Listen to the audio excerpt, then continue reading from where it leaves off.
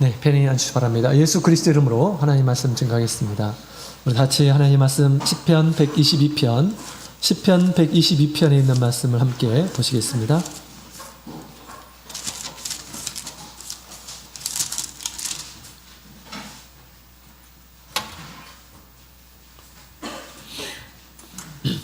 시편 122편, 우리 1절부터 9절까지 있는 말씀, 우리 찾으셨으면 한 구절씩 교독하도록 하겠습니다. 시편 122편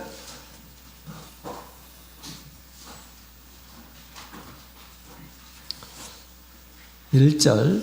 사람이 내게 말하기를 여호와의 집에 올라가자 할 때 내가 기뻐하였도다. 예루살렘아 우리 밭이 예루살렘아 너는 조밀한 성읍과 같이 건설되었도다. 여호와의 집파들이 여호와의 이름을 감사하려고 이스라엘의 전례대로 그리고 연락하는도다. 거기 판단의 보좌를 두셨으니 곧 다윗 집의 보좌로다. 예루살렘을 위하여 평안을 구하라. 예루살렘을 사랑한 자는 형통하리로다. 내 성 안에는 평강이 있고 내 궁중에는 형통이 있을지어다.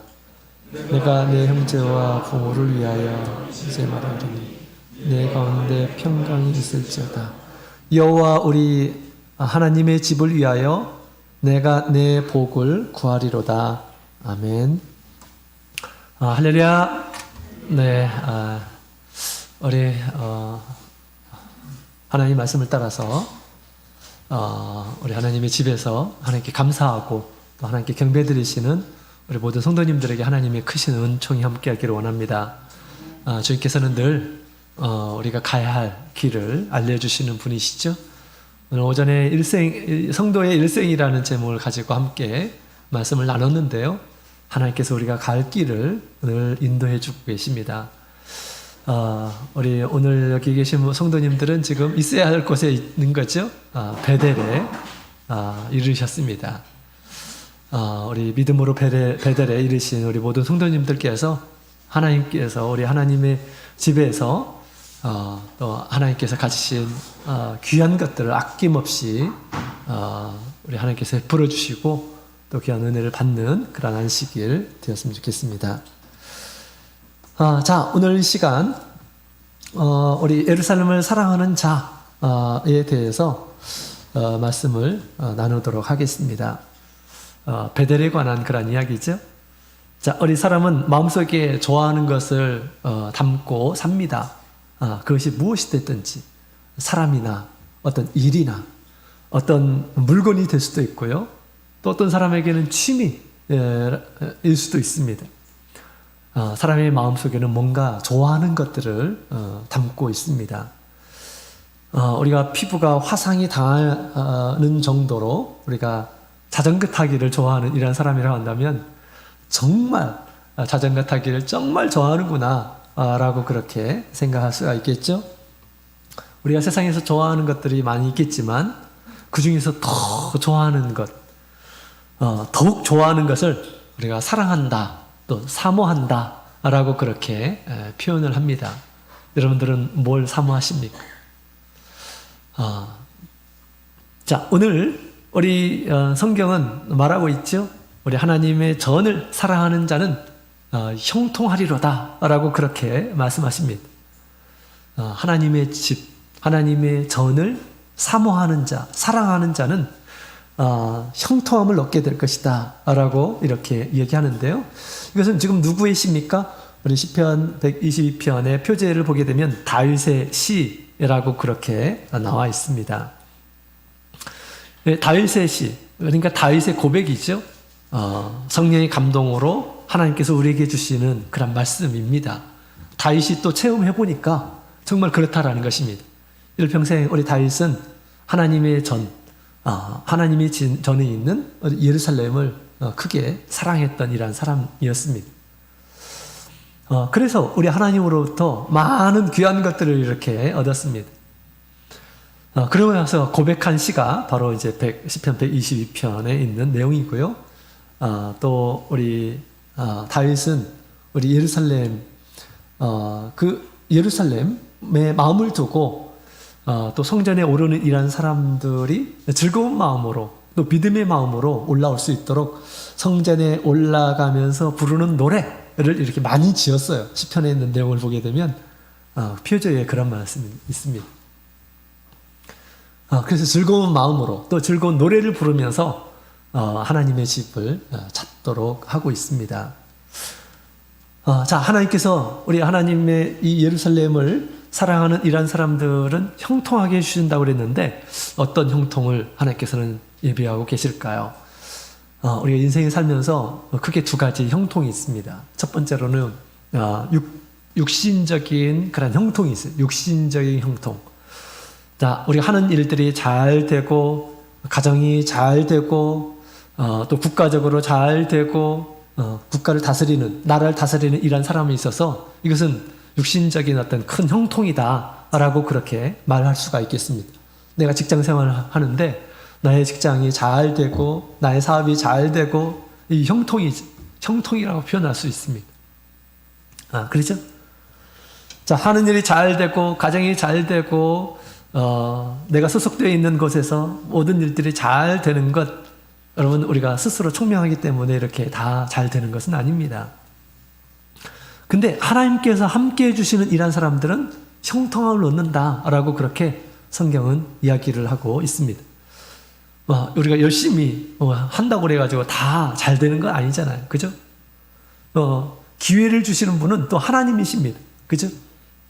또 기회를 얻었다고 해서 그게 영원히 계속되는 것이 아닙니다. 금방 또 잃어버릴 수도 있고 하는 것입니다. 자, 하나님께서 형통케 하시는 자는 형통함을 얻는데 어떤 사람들이 형통함을 얻느냐? 하나님께서 주신 형통을 누리느냐? 예루살렘을 사랑하는 자들이 그런 형통을 누리게 된다라고 그렇게 다윗은 고백하고 있습니다. 그것을 스스로 경험을 했고 또 많은 믿음의 사람들에게 하나님께서 행하시는 것을 지금 알려주고 있고 또 성령께서 그들 그 마음을 감동해 주셔서 이후에 하나님 믿는 이런 사람들에게 우리 하나님께서는 이렇게 알려주시기 위해서 이런 말씀을 하고 있습니다. 그 다음에 두 번째로 형통은 영혼의 형통이 있습니다. 영적인 그런 형통이 있어요. 세상에 부자들이 많이 있습니다. 믿는 이런 사람들보다 더 막 소유를 가지고 있는 이런 사람들이 많이 있습니다. 그죠? 그런다고 해서 그들이 행복한가? 그들이 진정한 만족이 있을까? 많은 부자들이 좋은 것들을 가지고 있지만 또 영혼은 텅텅 비어있는 이런 사람들도 우리가 보게 됩니다. 허무함을 느끼고 삶의 기쁨을 알지 못하고 그죠? 그냥 기계처럼 살아가는 그런 모습들을 보게 됩니다. 만족을 얻지 못하고 또 세상에는 좋은 것들 많이 가지고 있는데 가정에는 큰 문제가 있고 이런 것들을 우리가 볼 수가 있습니다. 자, 우리 하나님께서 형통케 하는 자가 그 영혼이 또 잘 되는 것입니다. 우리 신앙생활의 기쁨, 만족 이런 것들 우리 하나님께서 주시는 것이에요. 하나님의 진리 또 하나님께서 주시는 귀한 은혜들이 손에 만져지게 되고 내가 신앙생활을 하면서 실제로 체험이 되고 이것보다 더 큰 즐거움이 어디 있겠습니까? 하나님께서 함께 주신다라고 하는 그런 것들을 우리가 경험할 때 세상의 어떤 소유보다 더 크고 더 만족을 주고 더 큰 기쁨을 우리에게 주는 것입니다. 그렇죠? 바사도는 복음의 일을 많이 했지만 그러면서 많은 일들을 괴로운 일들을 많이 당했지만 그러나 그의 심령만큼은 크게 기뻐하고 소망 가운데 가득했습니다. 그런 은혜가 바로 영적인 그런 형통함입니다. 영적인 형통. 죽음 가운데서도 평안을 잃지 않고 초연하게. 그죠? 이게 육신 우리가 보이는 것으로 이런 것들을 채울 수 있나요? 채울 수 없습니다. 하나님께서 우리에게 영적인 형통함을 주시게 될 때 가능한 것이죠. 자, 이런 형통이 어떤 사람들에게 임하는가? 오늘 본문의 내용을 보게 되면 우리 예루살렘을 사랑하는 자에게 이러한 은혜를 주신다라고 그렇게 이야기를 하고 있습니다. 도대체 예루살렘이 뭐길래 예루살렘 사랑하는 이런 사람들에게 하나님께서 이러한 형통함을 주시는 것일까요? 여기서 말하는 예루살렘은 우리 하나님이 계시는 하나님의 성전을 대표하고 있는 것입니다. 예루살렘에 하나님의 성전이 있었던 것이죠. 그래서 당연히 하나님을 사랑하는 이러한 사람들은 하나님의 성전을 또 하나님께서 택하신 성을 사랑하게 되어 있습니다. 그렇죠? 우리가 구약 성경에 종종 이런 말씀이 등장합니다. 나의 성소를 공경하라. 나의 성소, 내가 있는 그 성소, 모세가 만들었던 또 이후에 솔로몬이 만들었던 그 성소를 공경하라 라고 그렇게 얘기합니다. 왜? 하나님께서 거기 계시기 때문에 그것을 공경하라. 공경한 마음을 가지고 나를 찾으라 라고 그렇게 이야기하고 있죠. 자, 그 성전을 사랑하는 자를 우리 하나님께서 형통케 하신다 라고 이렇게 얘기합니다. 자, 그렇다고 해서 오늘날 뭐 이스라엘에 가가지고 아니면 거기에 마음에 두고 사랑해야 되느냐? 그런 건 아니죠. 오늘날 우리 예루살렘은 어디 있을까요? 예루살렘이라고 하는 것은 옛날에 하나님께서 우리 모세에게 신명기를 통해서 이스라엘 이 자손들에게 하나님께서 특별하게 선택하시는 곳이 있다. 그곳에 이제 이르게 되면 지금과 같이 너희가 뭐 원하는 곳에 그냥 제사를 드리고 하나님을 찾고 그러지 말고 하나님께서 택하신 곳, 하나님께서 구별하신 곳, 당신의 이름을 주시려고 세우신 그곳에 와서 하나님 앞에 경배드리고 하나님 앞에 헌물을 드리고 하나님의 말씀을 듣고 하나님께 기도하고 그렇게 하라고 하나님께서 말씀하셨습니다.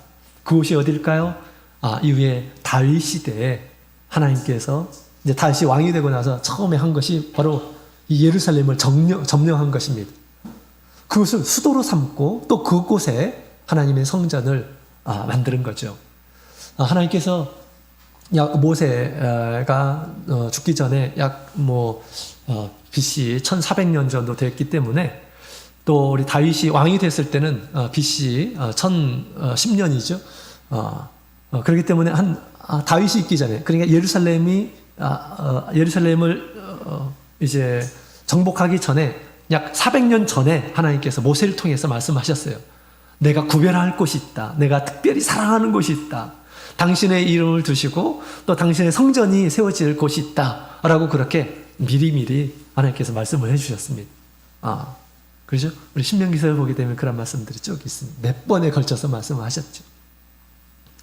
그러고 나서 400년 후에 다윗 시대에 그 예루살렘을 정령하게 되었고 그것이 수도가 되었고 또 그곳에 하나님의 성전이 세워지게 된 것입니다. 하나님께서 계획하셨고 하나님께서 만드셨고 또 하나님께서 그곳에 계셨는데 그곳에 마음을 두고 또 때마다 우리 하나님을 찾는 이런 사람들에게 하나님께서 형통함을 주시겠다라고 그렇게 말씀을 해주셨습니다. 우리 세상에 우리 하나님께 속했죠. 그래서 우리 하나님의 말씀을 따라서 사는 이러한 사람들 우리 하나님께서 형통함을 주실 수 있습니다. 자, 그렇다면 오늘날 우리 예루살렘은 어디에 있는 것일까요? 자, 우리 히브리서 12장에 있는 말씀을 함께 볼까요? 히브리서 12장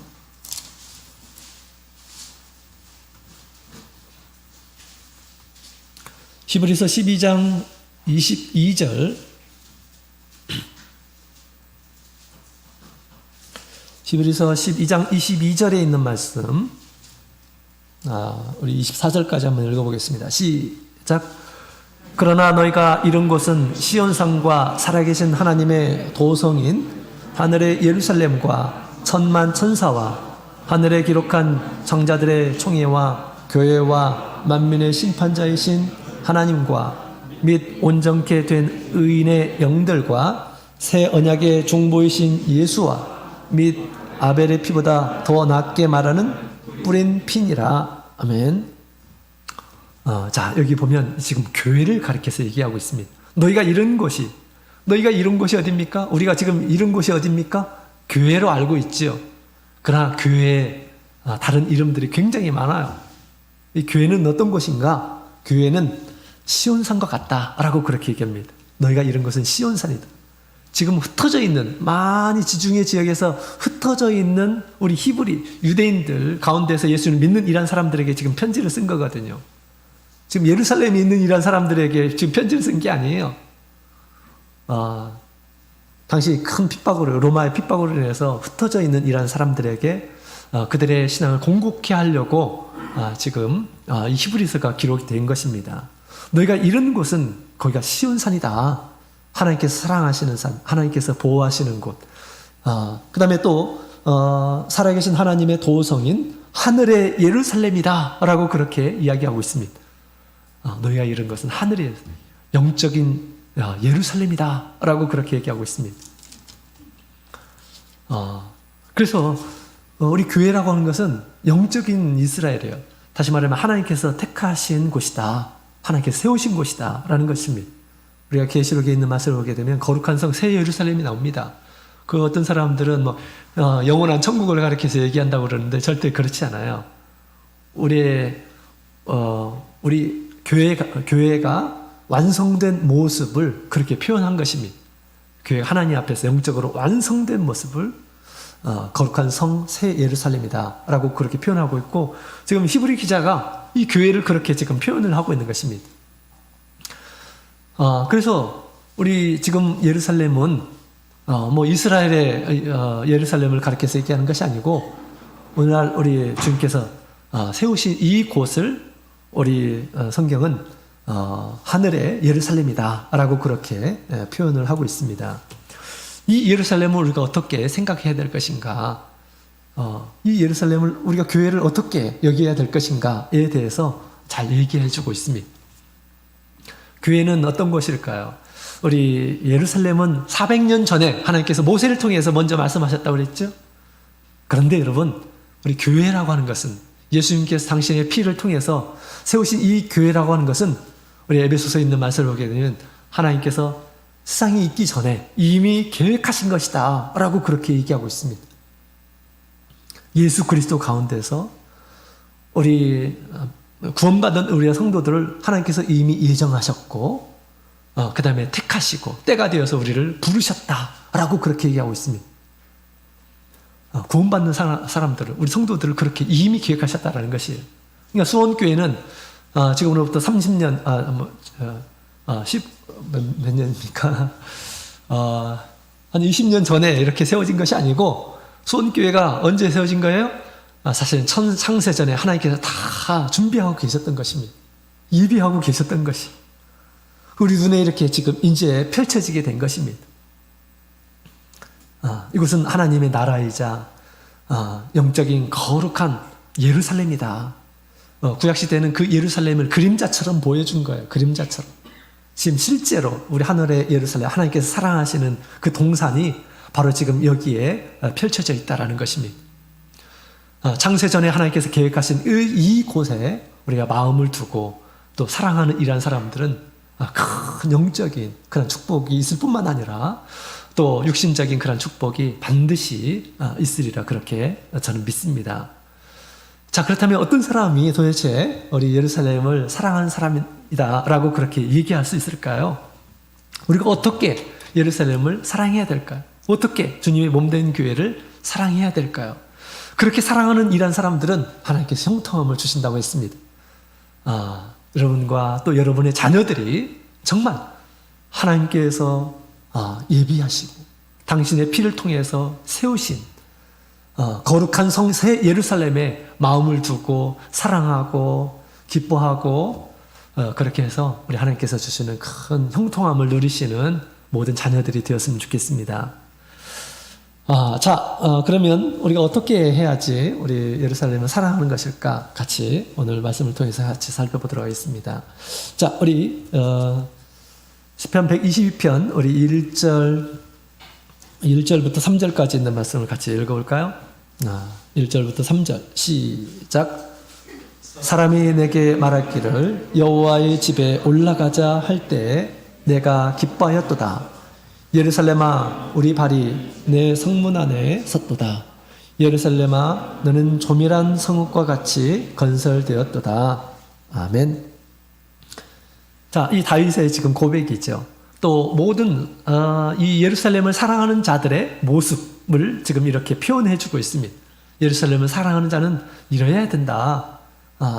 기본적으로 이런 마음을 품는 거다라고 이렇게 가르쳐 주고 있습니다. 자, 어떤 사람이 내게 말하기를 여호와의 집에 올라가자라고 했을 때 내가 기뻐하였다라고 그렇게 이야기를 하고 있습니다. 이런 사람들이 예루살렘을 사랑하는 자들이에요. 예루살렘에 올라가는 것을 마음속으로 기뻐하고 또 그렇게 실천하는 이러한 사람들이 예루살렘을 사랑하는 자들입니다. 그렇겠어요? 안 그렇겠어요? 그렇죠. 예루살렘에 마음만 두고 가지 않고 하나님께서 계시는 곳이라고 하는데 거기는 멀리하고 그렇게 가지도 않고 그러면 그것이 사랑하는 것일까요? 사랑하는 것이 아니에요. 진정한 사랑이 아닙니다.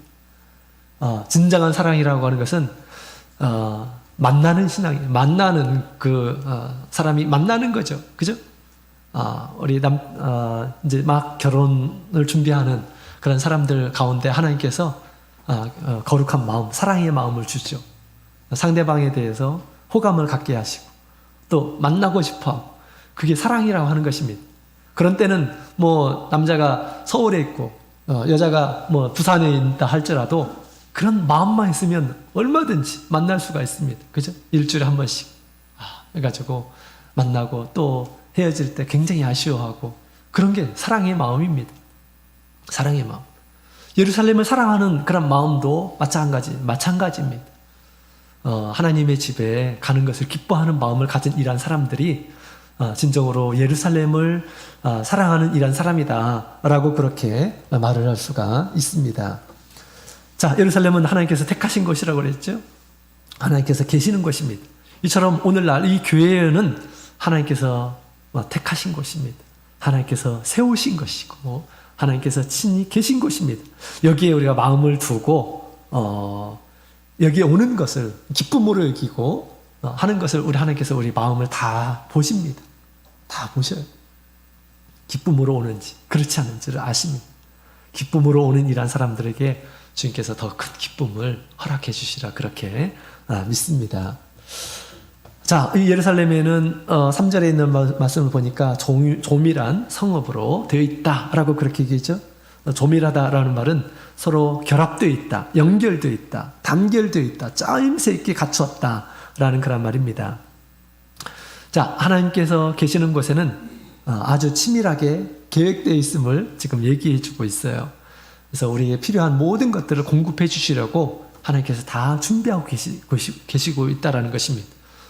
예루살렘이 막 크고 화려하다라는 것이 아니고 우리 하나님께서는 우리 각 사람의 필요한 모든 것들을 공급해 하시려고 준비되어 있는 것임을 얘기해 주고 있습니다. 자, 이와 같이 우리 이 교회는 우리 하나님께서 우리 성도들에게 필요한 모든 것들을 다 갖추고 계십니다. 다 갖추고 계십니다. 일단 우리 영혼이 온전하게 구원을 얻을 수 있도록 진리의 말씀을 하나님께서 이 교회에 허락하셨습니다. 또 그 진리의 말씀을 영혼을 구원하는 온전한 그런 진리를 소유하도록 하셨어요. 모든 교회에 주신 것이 아니에요. 그죠? 모든 교회가 그런 것이 절대 아닙니다. 교회는 무엇보다도 영혼의 구원을 얻도록 해야 되는 그런 사명이 있지. 그런 교회가 진짜 교회입니다. 우리 하나님께서는 우리 참 교회에 이런 사람이 온전하게 구원을 얻을 수 있는 그런 진리를 온전하게 이렇게 주셨습니다. 너무나도 감사한 거죠. 뿐만 아니라 우리의 필요한 모든 것들을 주님께서 이곳에서 공급해 주시겠다라고 그렇게 말씀해 주고 있는 것입니다. 자, 그래서 우리가 이곳에 마음을 두고 교회 올 때마다 기뻐하는 마음을 갖는 이런 분들은 하나님께서 좋아하실 거예요. 자, 교회에 오는 것을 기쁨으로 여겨야 되겠습니다. 교회에 오는 것을 힘든 걸로 생각하고 어려운 걸로 생각하고 이렇게 생각하면 될까요? 안 될까요? 안 되죠. 근데 우리가 그런 길을 잘 이렇게 내야 되겠습니다. 간혹 가다 보면 우리 성도님들 가운데서 교회 오는 것을 너무너무 힘들어 하시는 분들이 계십니다. 왜 그럴까요? 너무 멀리 있으면 그렇습니다. 너무 멀리 있으면 아이들이 시험에 걸려요. 처음에는 그냥 엄마 따라서 아빠 따라서 가지만 그러나 조금 이제 하는 일들이 생기고 나름대로 뭐 이렇게 하고 싶은 것도 생기고 그러면 거리가 멀게 되면 시험에 걸려요. 그렇게 멀리 왜 굳이 그렇게 멀리 가야만 되느냐. 시간을 많이 뺏기고 그런 생각이 들 수가 있는 것입니다. 또 우리 성도님들도 거리가 멀게 되면 빨리 어떻게 하면 빨리 갈까? 교회 와가지고 예배 드리고 어떻게 하면 빨리 갈까? 이런 생각을 갖게 되는 것입니다.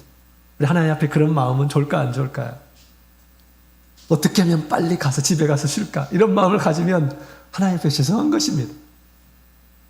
하나님의 집에 마치 나그네로 왔다 가는 것처럼 그렇게 생각하면 될까 안 될까요? 안 되지요. 하나님의 집은 나의 집이에요. 내 영혼의 집이고 나의 육신을 낳게 하신 분이시죠. 그래서 우리 하나님의 집에 늘 우리가 몸과 마음이 있어야 하겠습니다. 그러려면 우리가 믿음이 우리 아이들은 우리가 처음부터 막 믿음을 강요하고 그럴 수 없는 거잖아요. 그죠?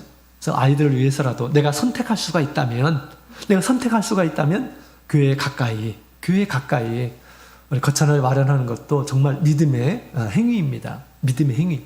나 자신뿐만 아니라 나도 가까이 살게 되면 얼마든지 언제든지 교회가 필요하고 그럴 때 얼마든지 봉사하고 헌신하고 할 수 있는 것입니다. 근데 멀어지게 되면 내가 하고 싶어도 할 수가 없어요. 그렇죠? 하고 싶어도 할 수가 없는 것입니다. 자녀들이 믿음이 있을 때는 괜찮지만 그러지 않을 때는 또 이것이 큰 시험거리가 될 수 있는 거죠. 가장 이상적인 그러한 교회는 다들 우리 성도님들께서 교회 근처에 사시는 겁니다. 그래서 우리 이제 정말 아이들이 우리 이제 청년들이 믿음 생활 이제 잘하는 그런 우리 교회들 보게 되면 다들 교회 근처에 살아요. 교회 근처 살아가지고 얼마든지 교회 왔다 갔다 할 수 있고 또 실컷 우리 교회에서 어떤 여러 가지 활동하고 건전하게 활동하고 그 다음에 뭐 10시, 11시에 가더라도 충분히 코앞에 있으니까 집에 가가지고 쉬고 그렇게 보낼 수가 있는 것입니다. 그랬으면 좋겠죠. 그래 안 그래요? 여러분들 정말 할 수만 있다면 믿음의 행위로 하나님의 집에 가까이 이사로 오셔가지고 정말 시온에 큰 대로를 두어서 언제 어느 때든지 들락날락 이렇게 하는 일하는 사람들 우리 하나님께서 큰 복을 더 주시리라 그렇게 생각이 됩니다. 또 이런 분들에게 교회에서 일을 맡길 수가 있어요. 그죠? 자, 그렇습니다. 자, 또한 우리 하나님의 예루살렘이라고 하는 것, 이 교회라고 하는 것은 결코 뭐 건물만 얘기하는 것이 아니죠. 우리 성도들의 모임이 바로 또 이 교회입니다. 또 그 교회가 우리 이제 만남의 어떤 모임만 있을 뿐만 아니라 또 어디에 있습니까? 우리가 모여 있는 곳이 교회예요. 여러분 밴드가 우리 교회입니다. 밴드. 수원교회 밴드 있죠? 수원교회 밴드가 우리의 모임의 장소예요. 또 그죠? 근데 제가 보니까 밴드에 평상시에 이렇게 밴드에 관심을 가지고 참여하시고 하는 분들은 절반이 안 되더라고요. 절반이. 우리 교회에 어떤 소식이 있는지 무슨 소식을 얘기했는데도 전혀 막 보지도 않고 하시는 분들이 너무너무 많은 것 같아요. 이분들이 별로 관심이 없나 아니면은 뭐 다른 통로를 통해서 보고 있나 이런 생각이 들더라고요. 예루살렘을 사랑하는 이러한 사람들은 교회를 사랑하는 이러한 사람들은 늘 관심을 가지고 온라인을 통해서 만나고 또 오프라인을 통해서 만나고 하는 이러한 사람들입니다. 관심을 좀 가졌으면 좋겠다라는 생각이 듭니다. 밴드에 우리 교모님께서 올리시면 꼭 확인해 주시고요. 또 좋은 것이라고 한다면 좀 좋아요도 좀 눌러주시고 하셨으면 좋겠습니다. 그렇게 해줄 수 있나요? 네, 그렇게 사랑하시는 분은 주님께서 큰 은혜 베풀어 주시기 원합니다. 자, 그래서 교회에 오는 것을 기쁘게 여기는 이러한 사람들, 사랑이 있다라는 뜻이에요. 사랑이 있다라는 것. 이제 하나님의 집을 믿음으로 생각하는 이러한 사람들에게 그런 마음이 있는 것입니다. 자, 그 다음에 두 번째로 또 우리 예루살렘을 사랑하는 사람들은 또 어떤 사람들인가? 우리 4절, 5절에 있는 말씀을 같이 읽어보도록 하겠습니다. 4절, 5절 같이 읽겠습니다. 시작. 지파들 곧 여호와의 지파들이 여호와의 이름에 감사하려고 예루살렘의 이스라엘의 전례대로 그리로 올라가는도다. 거기 판단의 보좌를 두셨으니 곧 다윗 집의 보좌로다. 아멘. 자, 여기에 이제 예루살렘에 우리 다윗 성이 있었던 것이죠. 다윗 성이 있었고요. 그 다음에 또 여기에 올라오는 이란 사람들이 어떤 마음을 가지고 올라왔느냐? 참 하나님 앞에 합당한 마음인데 우리 3절에 있는 4절에 있는 말씀을 보게 되면 우리 하나님의 이 지파들이 12지파들이 여호와의 이름에 감사하려고 그리로 올라왔다라고 그렇게 이야기를 하고 있습니다. 예루살렘을 사랑하는 이란 사람들의 모습을 지금 얘기하는 것이에요. 두 번째로는 예루살렘을 사랑하는 이란 사람들의 마음은 예루살렘에 감사하려고 올라오는 이란 자들이 우리 하나님을 사랑하는 자들이다. 이렇게 얘기할 수가 있겠습니다. 자, 이 지파들이 전례대로 올라왔다라고 그렇게 얘기하고 있죠. 하나님께서 우리 레위기에 또 우리 신명기서에 보게 되면 하나님께서 예루살렘에 올라오도록 그렇게 명령을 하십니다. 1년에 7차례 하나님께서 절기를 주셔서 이날 반드시 꼭 올라와라 라고 그렇게 말씀하시죠. 그들이 어떤 마음으로 올라왔느냐? 감사하는 마음으로 하나님의 이름에 감사하기 위해서 올라왔다라고 그렇게 이야기를 하고 있습니다. 그런 마음이 하나님 보시기에 합당하다. 또 그것이 믿음의 마음임을 우리 하나님께서 이렇게 말씀해주고 있는 것입니다. 그래서 우리 하나님께서 여러 가지 우리 절기를 주셨는데 그 절기에 보게 되면 다 하나님 앞에 감사할 이유를 얘기해주고 있습니다. 유월절은 왜 하나님께서 올라오라고 한 것일까요? 애굽에서 구원하신 것을 감사하고 기념하도록 하기 위해서, 계속해서 그걸 생각하도록 하기 위해서 하나님께서 올라오라라고 한 것입니다. 또 중요한 그 절기인 오순절은 수확의 기쁨을 하나님과 함께 누리도록 하기 위해서 이 보리의 수확, 보리 수확을 함께 누리도록 하기 위해서 하나님께서 불러 모으신 것입니다. 뿐만 아니라 이 이제 장막절은 밀 수확, 그 다음에 모든 가을 거지를 다 맞춰놓고 하나님 앞에 감사하기 위해서 모이도록 했습니다. 이 모든 것을 주신 분은 하나님이시다라는 것을 생각하도록 하기 위해서 하나님께서 절기를 만들으셨어요. 예루살렘에 올라오라 라고 그렇게 말씀하신 것이죠. 자, 이와 같이 우리가 하나님의 집에 오를 때 어떤 마음을 가지고 와야 되느냐? 하나님 말씀을 들으려고 오는 것도 좋지만 더 근본적인 그런 마음 가운데서 어떤 마음이 있어야 되느냐? 감사하기 위해서 모여야 된다라는 것입니다. 하나님께 감사하기 위해서 모여야 된다. 어떤 감사일까요? 나를 구원해 주셨고 또 지금도 우리를 구원하고 계시죠. 구원이라는 것이 뭡니까? 죄 사함만 있나요? 그런 것이 아니죠. 나를 죄 사함 받게 해주셔서 새로운 생명을 가지고 살아갈 수 있도록, 성도로 살아갈 수 있도록 하는 것도 구원입니다. 그런데 우리가 살아가는 동안에 우리가 하나님의 내가 위급할 때 하나님의 도우심이 필요합니다. 그것을 또 구원이라고 하는 것입니다. 늘 우리에게 구원을 주시는 우리 하나님 앞에 감사하는 마음으로 하나님께 와야 된다라는 것입니다. 네, 지금도 그렇게 해주고 있죠. 그렇죠. 그 다음에 우리가 이렇게 살아가는 동안 하나님께서 은혜를 주셔서 베풀어 주신 그런 많은 그런 은혜들을 생각하면서 하나님 앞에 올 때는 하나님께 감사하기 위해서 오는 그런 마음을 가졌을 때 하나님께서 기뻐하시는 것입니다. 또 그것이 믿음의 마음인 거죠. 늘 우리 다윗은 그런 마음으로 예루살렘을 찾았을 것입니다. 하나님의 성전을 찾았을 것입니다. 전쟁을 하게 됐는데 하나님께서 이김을 주셨어요. 너무 감사하다. 무엇으로 하나님께 드리지? 라고 생각하면서 하나님께 드릴 것을 준비하고 하나님 앞에 드리고 그런 마음으로 하나님의 집을 늘 찾았을 것입니다. 가는 곳마다 이기게 하시는 우리 하나님, 그 하나님을 찬양하기 위해서, 하나님을 높이기 위해서 그런 마음으로 예루살렘에 찾았던 것이죠. 우리가 지금 살아가고 있는 것들은 우리 주님의 모든 은혜 가운데서 우리가 살아가고 있습니다. 우리의 호흡마저도 주님의 것이다 라고 그렇게 고백하고 있지 않습니까? 그죠? 그래서 우리가 하나님의 집에 오를 때는 나에게 은혜 주신 우리 하나님께 감사하기 위해서 내가 가야겠구나. 이런 마음을 우리가 가졌으면 좋겠습니다. 이런 마음이 올바른 마음이죠. 그래서 아벨도 우리가 처음에 하나님 앞에 제사를 드릴 때 뭐 누가 드리라고 해가지고 드린 것이 아니고요. 자기의 소출을 가지고, 그죠? 자기의 그 어린 양을 가지고, 자기가 키운 양을 가지고 하나님 앞에 감사하기 위해서 하나님 앞에 제사로 하나님 앞에 드린 것입니다. 그렇죠?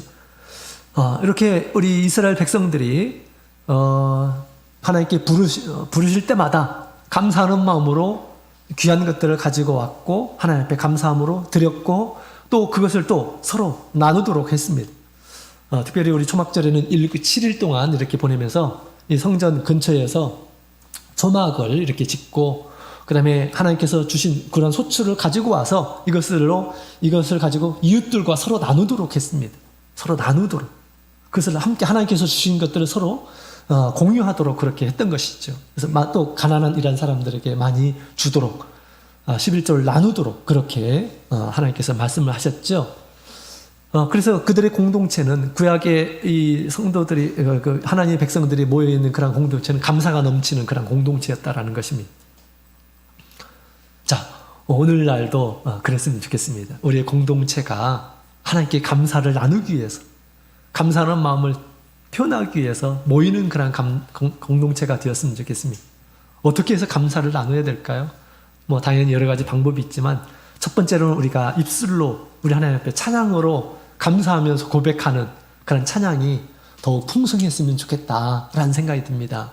찬양이 그냥 있기 때문에 있는 것이 아니고 찬양을 통해서 내가 어떻게 하면 그 감사함을 내가 직접적으로 표현할까 그런 마음으로 찬양을 소중하게 생각하고 이렇게 찬양의 제사를 입술의 제사를 하나님 앞에 드렸으면 좋겠다라는 생각이 듭니다. 뿐만 아니라 하나님 앞에 드릴 것을 드리고 뿐만 아니라 또 뭘 해야 될까요? 또 그것을 서로 나눌 수 있는 그런 여유가 있었으면 좋겠다라는 생각이 듭니다. 우리 하나님께서 우리 초막절에 좋은 이 농사꾼들이 수확의 때가 가장 기쁘잖아요. 그 수확한 것을 가지고 서로 나누라라고 그렇게 말씀하신 것처럼 우리가 좋은 일이 있고 하나님께 큰 은혜 받은 일들이 있으면 우리 성도들은 우리 하나님의 이 은혜 가운데서 한 가족이잖아요. 그죠? 서로 그것을 누릴 줄 아는 그런 마음을 가졌으면 좋겠습니다. 우리 지난주에는 떡이 나왔었죠?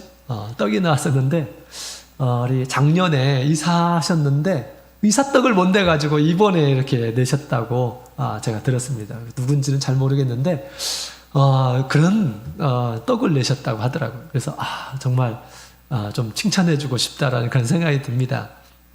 작은 것에도 서로 같이 한 지체로서 나누는 그런 마음, 감사를 좀 나누고 싶은 그런 마음을 가졌다라고 하는 것은 참 귀한 마음이다 라고 그렇게 생각이 듭니다. 우리 사도시대 때에도 우리 성도들이 감동을 받고 나서 자기 있는 것들을 소유를 팔아가지고 우리 가난한 자와 함께 나누고 하는 것들을 보게 됩니다. 그것을 통해서 하나님의 사랑이 더 풍성해지고 그 다음에 믿지 않는 이러한 사람들에게도 칭찬받는 그런 모임이 되었다라고 그렇게 얘기하고 있습니다. 우리가 인색한 이런 사람이 되어서는 안 돼요. 자기의 어떤 여유로움을 나타내고 그런 것이 아니고 하나님께서 주신 것을 서로 나누겠다라는 그런 정신을 갖게 되면 우리 모임들이 더 행복하고 또 더욱 기쁘고 그런 이 모임이 되겠고요. 또 그것이 곧 사랑이라고 하는 것으로 나타나겠죠. 자, 그래서 우리 사도교회 우리 성도들이 날마다 떡을 뗀 것처럼 날마다 떡을 나누었던 것처럼 음식을 나누고 했던 것처럼 우리도 날마다 우리 하나님의 은혜에 감사해서 우리 하나님께 감사드리고 영광을 돌리고 또 성도들끼리 서로 감사의 마음을 나눌 수 있는 그런 여유를 가지면서 하나님 안에서 한 가족임을 우리가 느끼면서 이렇게 서로 감사함이 넘치는 그런 공동체가 되었으면 좋겠습니다. 이런 공동체를 우리 주님께서 사랑하시는 거예요. 또 이런 마음을 가지고 오는 이런 사람들을 주님께서 기뻐하시는 것이고요. 이 예루살렘을 더 윤택하게 만드는 사랑으로 이렇게 만드는 그런 사람들이 되는 것입니다. 하나님께서 그들을 기뻐하신다라고 그렇게 이야기를 하고 있습니다. 자, 그래서 우리가 가진 우리가 받은 모든 것들이 하나님의 은혜임을 사실은 나타내는 것입니다. 내가 작은 것이라도 믿음을 가지고 우리가 나타내면 우리 믿음이 부족한 이런 사람, 저것도 은혜구나. 오늘은 한 교회에서 우리 장로님께서 이제 떡을 내셨어요. 그래서 장로님 왜 이렇게 떡을 내셨어요? 라고 했더니 나 생일이어가지고 생일떡을 낸 거라고 이렇게 말씀을 하시더라고요. 생일도 내가 이렇게 나이가 많았는데 이렇게 생일이 돌아오게 해주셔서 너무 감사하다 해가지고 생일떡을 내시더라고요. 그 정도 그렇게 내면 사실은 우리가 모든 성도들이 다 그렇게 떡을 낸다고 한다면 늘 떡으로 넘쳐날 것입니다. 그래서 늘 감사함으로 나에게 생일을 주신 하나님 감사합니다. 그런 마음을 갖지 않겠습니까? 우리는 생각하기에 별것 아닌 것처럼 그렇게 생각이 되지만 사실은 또 그렇지도 않아요. 그죠? 감사함으로 하나님 앞에 오고 그 감사함이 많은 성도들에게 좋은 영향을 이렇게 끼쳤을 때 하나님께서 얼마나 기뻐하실까요? 그죠? 그런 감사함으로 우리 하나님의 집을 찾으시고 입술로 또 헌물로 또 서로 나눔을 통해서 감사를 드러내시는 우리 모든 성도님들이 되었으면 좋겠습니다. 수원교회는 감사가 넘치는 그런 교회다라는 것이 온 세상에 드러났으면 좋겠다라는 생각이 듭니다. 그런 성도들에게 하나님께서는 더욱 형통하게 해주시겠다라고 그렇게 말씀하십니다. 그러면 더 하나님 앞에 감사할 거리가 더 많아지겠죠? 이걸 선순환이라고 하는 것입니다. 선순환이 늘 넘치는 그런 교회가 우리 수원교회가 되었으면 좋겠습니다. 제가 헌금을 보니까 감사 헌금이 그렇게 많지 않더라고요. 그래가지고 하는 얘기는 절대 아닙니다. 그런 얘기는 아니고요. 우리 감사는 마음이 사실 중요한 거죠. 그죠? 뭐 돈의 액수가 그렇게 중요한 것은 아닙니다. 우리 주님께서 두 렙돈을 내신 우리 그 여인에게 내가 가장 많이 내었다고 이렇게 얘기했는데 그 여인 또한 부족하지만 감사하는 마음을 가지고 하나님 앞에 드리게 되었을 때 하나님께서 축복해 주신 거예요. 그죠? 드러내는 감사의 마음은 우리가 드러내야 됩니다. 그것이 적든지 그것이 많든지 인색하게 우리가 생각해서는 안 되고요. 또 하나님의 집에 와서 또 감사의 말이 넘치는 그러한 말들이 성도들에게 큰 믿음의 덕을 세우는 것입니다.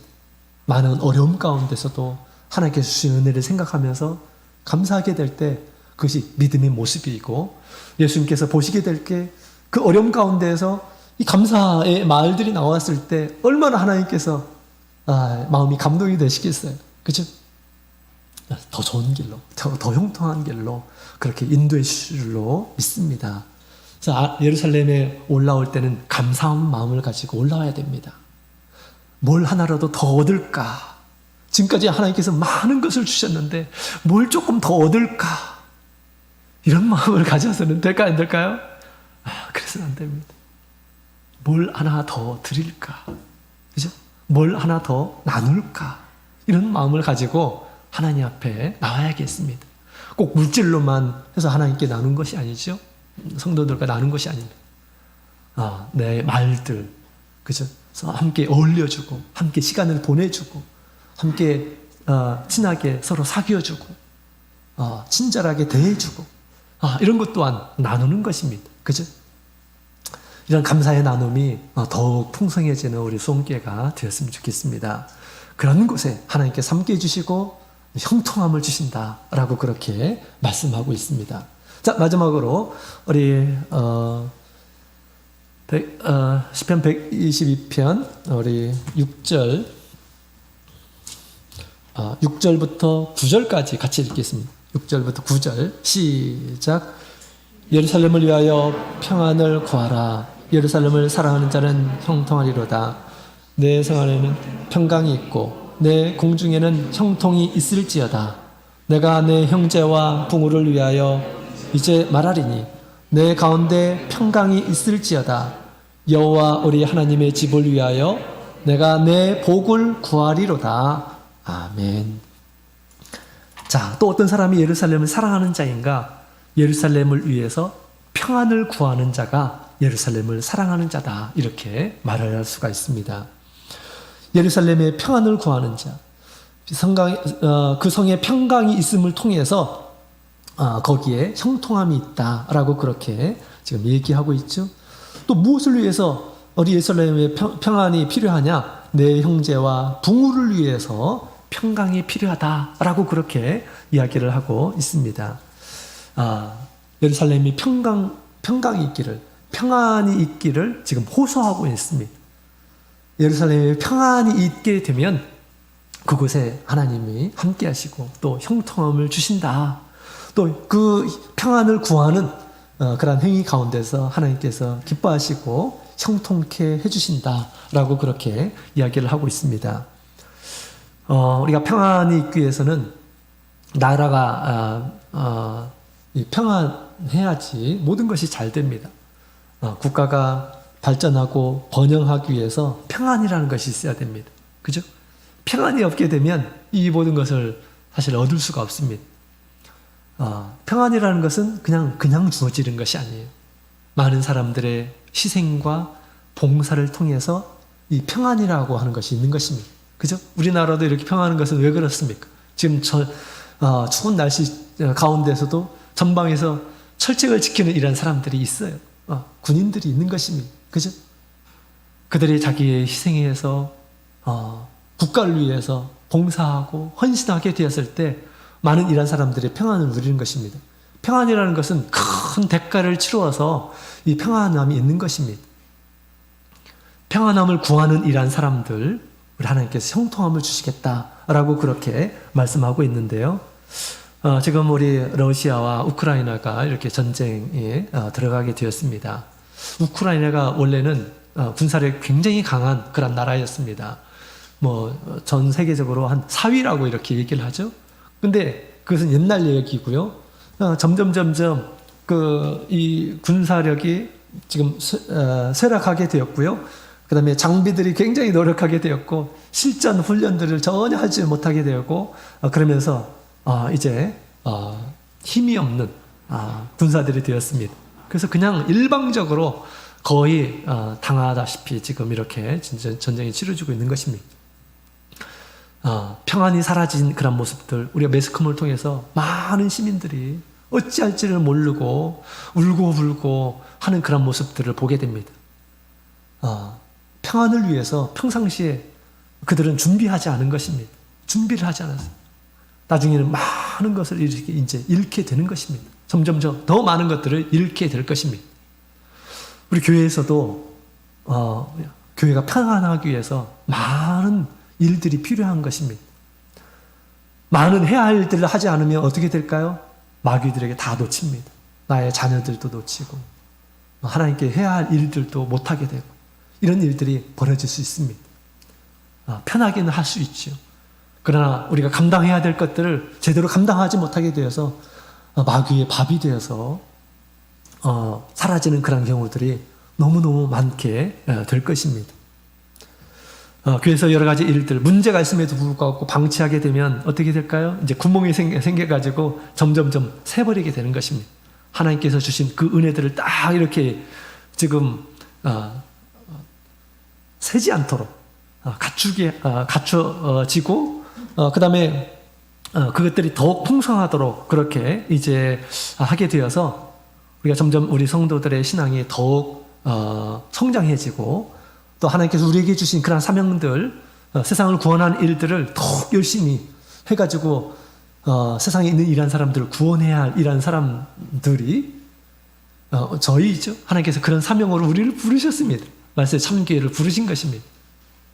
그러나 우리가 그 역할을 하지는 못하고 오히려 하나님께서 주신 은혜마저 다 이렇게 잃어버리는 것은 무엇일까요? 평안을 구하지 않기 때문에 그런 것입니다. 평안을 구하지 않기 때문에. 이 평안이라고 하는 것은 하나님 앞에서 내가 드리는 봉사와 희생과 헌신을 가리켜서 얘기하는 것입니다. 마땅히 헌신해야 할 이런 사람들이 헌신하지 않고 자기 유익만 바라고 평안만 바라고 된다면 결코 우리 하나님의 공동체가 결코 성장하지 않을 것입니다. 점점 더 퇴락하겠죠. 그렇죠? 그래서 예루살렘을 위해서 평안을 구하는 이러한 사람들은 많은 마치 군사와 같이 우리 헌신과 희생을 통해서 감당하는 이러한 사람들을 통해서 그렇게 이 평강이 이루어지게 되는 것입니다. 이런 사람들을 우리 하나님께서는 귀하게 보시고 그들에게 형통함을 주신다라고 그렇게 얘기하고 있는 것입니다. 여러분, 우리 예수님께서 당신의 제자들에게도 말씀하셨어요. 마지막 날 우리 주님께서 우리에게 주신 많은 은혜와 은사들을 회개하시겠다라고 그렇게 얘기합니다. 어떤 사람들은 5달란트, 어떤 사람들은 2달란트, 어떤 사람들은 이런 믿음의 귀한 것들을 주시고 나중에 다 회개하시겠다. 나의 집에서 장사를 얼마나 했는지, 하지 않았는지, 나의 집을 위해서 일했는지, 하지 않았는지 우리 주님께서 보시겠다라고 그렇게 말씀하셨습니다. 자, 그것은 하나님의 집을 더욱 튼튼하게, 평안하게, 새로운 일한 사람들이 오게 되었을 때 하나님의 큰 사랑을 이렇게 느끼고 안락하게 되고, 그 다음에 그들이 평안하게 하나님의 집에서 적응하고 그렇게 될 수 있도록 하기 위해서 필요한 것들입니다. 모든 일들이, 하나님 저희 교회에 필요한 모든 일들은 다 그런 일들을 위해서 있는 거예요. 자, 그런 일들을 잘 감당하는 이러한 사람들이 우리 예루살렘의 평안을 지키는 그러한 우리 사람들인 것입니다. 그들을 우리 주님께서 기뻐하시고 또 형통함을 주시겠다라고 그렇게 말씀하십니다. 우리 교회의 모든 일들은 사실 참 많이 부담이 돼요. 또 특히 우리 처음에 어떤 역할을 수행한다라는 것 정말 쉽지 않습니다. 그러나 그 일들을 담당함을 통해서 이제 예루살렘의 교회에 영적인 평안이 이렇게 있게 되는 것입니다. 누군가의 헌신을 통해서, 희생을 통해서 평안이 있게 되는 것입니다. 그죠?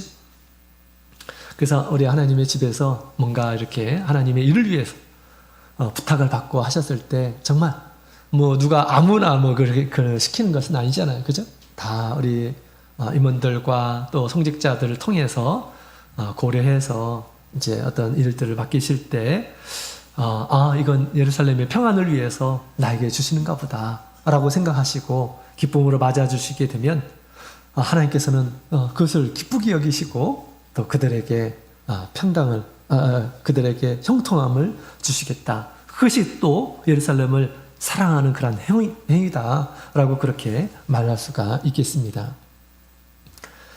자, 이런 사람들에게 우리 하나님의 큰 이제 형통함이 있을 것이다라고 우리에게 얘기해주고 있습니다. 가장 큰 형통이 무엇일까요?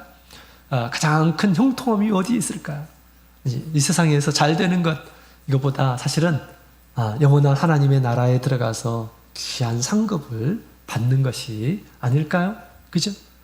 그것이야말로 가장 큰 그런 은혜가 될 것입니다. 근데 그런 은혜들은 그냥 주어지는 것이 아닙니다. 그죠? 하늘에 별이 있고 달이 있고 별들이 있고 그들의 영광이 다 다른 것처럼 우리 하나님의 집에서 일을 많이 하는 사람과 전혀 하지 않는 일하는 사람이 다 똑같이 그렇게 되겠습니까? 그러지 않아요. 그렇다고 해서 거기에 막 서열이 생기고 그러지는 않을 것입니다. 모든 사람들이 생각하는 것보다 큰 하나님의 영광이 모든 사람들에게, 우리 구원받는 이러한 사람들에게는 다 주어지게 될 것입니다. 그러나 이 세상에 살아가는 동안 주님의 뜻을 깨닫고 또 주님께서 부탁하시는 말에 순종함으로 그 일들을 감당하게 될 때 하나님께서 주실 그런 칭찬과 존귀는 더욱 클 것이다 라고 그렇게 생각이 되고요. 이 세상에서도 그것을 느끼도록 그렇게 하실 것입니다. 자, 오늘 우리 예루살렘을 사랑하는 것이 도대체 무엇인가 라는 것을 같이 살펴보았습니다. 주님께서 태초 전에 계획하셨던 우리 교회를 더욱 사랑하셔서 우리 하나님 앞에 그 하나님께서 예비하신 그런 귀한 형통함을 누리시는 우리 모든 성도님들이 다 되었으면 좋겠습니다. 주님께서 이 교회를 통해서 하고자 하는 것들을 우리 성도들의 희생과 봉사를 통해서 더욱 이 일들에 힘을 써서 하나님을 기쁘시게 하는 모든 성도님들이 다 되었으면 좋겠습니다. 다 같이 묵도드리겠습니다. 할렐루야. 다 같이 찬송가 246장 찬송하시겠습니다.